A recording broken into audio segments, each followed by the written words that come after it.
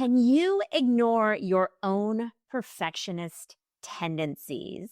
I would like to welcome our guest to the Real Influencers today, Stacy Miller, founder and CEO of Bayview Financial Planning. And when I asked her what her secret to success when it comes to video marketing is, she said that the secret sauce is ignoring those perfectionist tendencies and delivering massive value and authenticity. Wait. Before we dive into the conversation with today's guest, welcome to the Real Influencers, a podcast born from our original video series spotlighting financial professionals who are using video to grow their business and their influence. Here's something you should know. Most of these guests aren't Idea Decanter clients. They've built their digital presence from the ground up, and they're here to share exactly how they did it. I'm your host, Laura Garfield, co-founder of Idea Decanter, and my goal is simple: help you discover strategies you can actually use, steal what works, get inspired, and find your own unique brand of finfluence. Now let's get into it. Stacy, thanks for being here. Thank you, Laura, for having me. So how do you get over the perfectionist tendencies? What's your secret? It's really difficult because like a lot of financial planners, I am that perfectionist. I'm very detail oriented, but I am also that ambitious person that, right? I just launched a business this year. I've read all the studies that say video marketing is the way to go, right? It's the shortest distance between 2 points is video marketing. And that, so I decided to lean into that. And while it's not comfortable for me to be on camera, I'm that ambitious introvert. And it's not, and I don't have the time and the bandwidth to make it perfect. I'm just leaning in because I think realistically, that authenticity, that the real me on camera, that's really what people are looking for. That's what people are connecting with. That's, I think, why video is so successful. And so I'm just trying to buy into that and put my own perfectionism aside and say, this is what people want. This is what is going to help people connect with me, that I'm just being real and that I'm sharing the knowledge that I have in videos that I'm making. And, if it takes a glass of wine after I've made the video to kind of, have that relaxation after, so that I can say, okay, I've done it. And now it's, my time to meditate, to do, speak to my therapist about, how stressful that was, whatever it is for me, or whatever it is might be for you, just to get over it. Because that, for me, I believe that marketing through video is that shortest distance between starting a business, launching a business, and finding my niche and finding the right clients. Well, tip number one, wine at the finish line. I love that. And there is an aha moment in realizing things don't have to be perfect. This isn't 10 years ago when people expected something very polished on the level of an advertising agency out of a financial advisor. I mean, in today's world of selfies, of walking and talking into your camera, the expectation of what the production quality looks like is a lot lower, especially when it's for those ongoing social touches on platforms that you have explored, platforms like Facebook and Instagram and YouTube and LinkedIn. So let's dig into your LinkedIn for a moment, because I believe you've got something in the order of 2,500 followers right now. And that's a pretty significant audience. And you've got a lot of videos posted. Are you finding there's a specific kind of content, format of content, or topic that seems to play well for your LinkedIn audience? Sure. I think the really timely, topical content seems to connect the most. Like, I'm going to use for example, this week, the Fed is going to decide whether or not it's going to change interest rates. And so, depending on when this video launches for you, uh, everybody will know whether or not it did it. So having a video this week is very timely, very relevant, because that's going to be in the media. And so it'll be on clients' minds like, oh, I wonder what interest rates mean to me. So if I have video content that says, what do interest rates mean to you, and share that information, that's very relevant.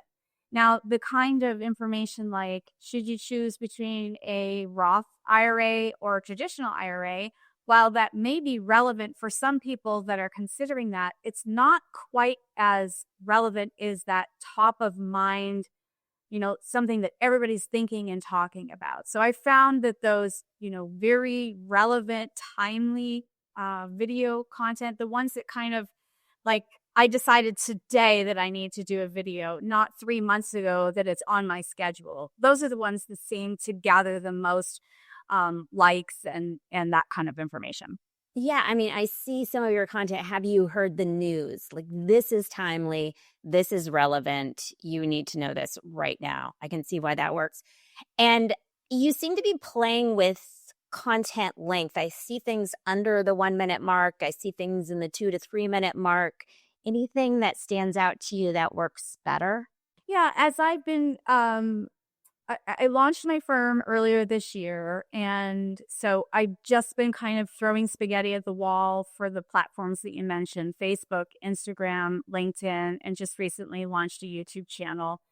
And doing reels versus doing video content, doing portrait mode versus landscape mode, the length of time, that kind of thing.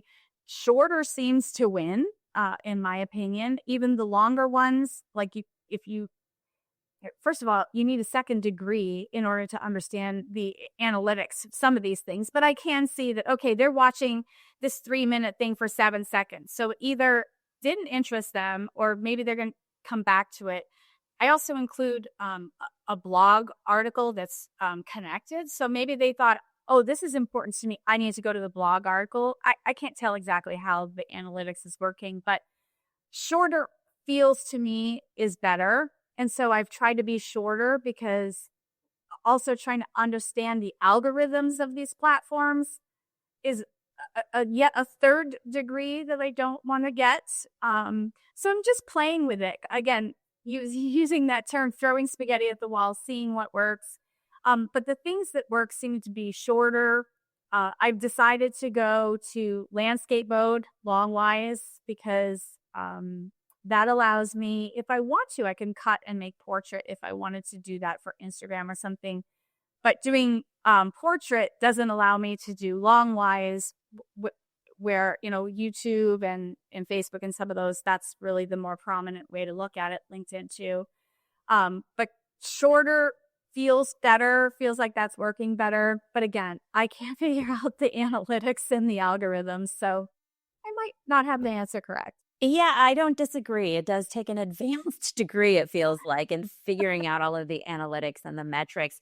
A tip for having a video that's versatile when it comes to portrait versus landscape is to shoot it in landscape, like you said, and make sure your shot is wide enough so that you have that room to crop it vertical for the platforms you want to run it vertical. And also, if possible, shoot it in 4K. So as you're zooming in for that vertical shot, for that vertical crop, then you've got something in higher resolution. I want to hop over to your Instagram page. We were talking about Instagram, we were talking about Facebook, and I know you haven't been working these platforms for very long, but you're finding from your perspective that the juice isn't worth the squeeze. Tell me why. For me, it isn't. I haven't gained traction. I haven't gained followers. I'm not collecting likes. Um, y- you know, the point is, I need to be connecting with my ideal client, right? That's the point. And I have basically three niches: women, widows, and military and veteran clients. And I think I am my ideal client, as I'm a woman and I'm a military spouse. And I'm on Instagram. I like hanging out on Instagram. I think, I don't spend an inordinate amount of time there, but I'm there. And yet I'm not finding anybody there that is connecting with me. Now, I'm also not looking for financial planners because we're boring. So, I don't know. And I've tried different things. You can see the very top reel, well, you can see my panda reel right there. I thought that was hysterical. Nobody liked it. And the very top reel, that was one of the ones that I did, right? What was timely and relevant. And you can see it's liked more than any other. Um, I created my guy in Chat GPT. And if you watch the reel, it says, no, you don't need a 6'5" guy in finance with blue eyes. Just women can do it too. So, I think I'm funny. Apparently, not everybody does. But anyway, I'm not connecting on Instagram the way that I want to with my target demographic, and so it's me, right? To use a Taylor Swift ism, but it's not working for me. No doubt, I'm doing something wrong. My 23 and 24-year-old sons definitely have feedback along those lines, but I'm tried and I'm continue to try, but it's not working for me yet. Yeah. And, it's that debate. How much time do you have in your day to give to a platform? And the Instagrams, the Facebooks, even the LinkedIn's really do require a lot of nurturing, a lot of interacting with other people's posts to get them to interact with your posts. So if you think you're going to just put content up occasionally on Reels, what I'm hearing from you is a pretty common story. So when it comes to some practical advice you could give other advisors, what would you say is the number one hack you have to creating and sharing content? So, number one hack I have is to just do it. And I have heard that from other content, providers, other advisors. Just do it. Like literally put your pride aside and just do it because, you have something to share to your target demographic, or else you wouldn't be a financial planner, financial advisor for those people. You wouldn't have clients. So you have something to give, you have something to share. Just do it. Put aside the fact that you're an introvert. Put aside the fact that you're a perfectionist. Put all those things aside because they want authentic you. And put your content out there. And it takes a degree in something to figure out the algorithms and whatnot. But once that information's out there, it doesn't have to be this week. Maybe it's next year somebody's going to find that information. That information is just out there to stay, and it's authentic you. And as long as it's in compliance, I think it's great to be out there. Well, keep creating, Stacy. We will be watching. And remember, if you're looking to build authority and grow your practice with video, like Stacy said, just do it. And if you need some help, that's what Idea Decanter is here for. Oh, one more thing. If you're not already part of Idea Decanter's Real Finfluencer community, now's your chance to join us. Head to ideadecanter.com/join, and you'll be in. You'll get early access to advisor video tips, invites to exclusive events, and behind-the-scenes insights that you won't find on Google or even on ChatGPT. Whether you're just video curious or already knee-deep in content creation, this is the place to grow your influence with video. Don't miss out. And thanks so much for listening to The Real Finfluencers.